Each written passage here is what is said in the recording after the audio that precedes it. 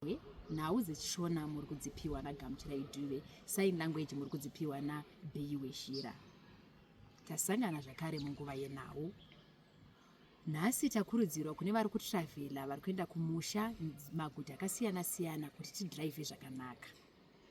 Kunavo vemota dzemushikashika tikukurudzira pamunotakura vanhu takurai vanhu zvakanaka, murespekte vanhu, mufambawo nevanhu zvakanaka, ende musazadze vanhu mumota dzenyu.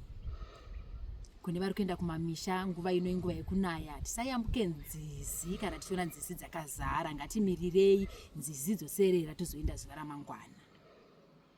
Kune vanenge vachidzokawo vari kuda kuuya kumaholiday, vari kubva kwakasiyana siyana, tiri kuti musanwe zvinodhaka muchidhiraivha. Ngatisiyanei nezvinodhaka, tangai madhiraivha mosvika kudzimba dzenyu mozofara muchinwa muchitandara nevamwe.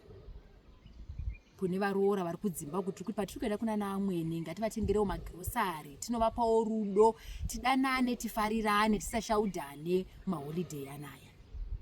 Tiri kuti tisarwe kwatinge taenda kumaholiday uko. Nguva dzemujolo, nguva ino ndiyo nguva yakaoma yekuti vanhu vanenge vachinesera nyaya dzemujolo.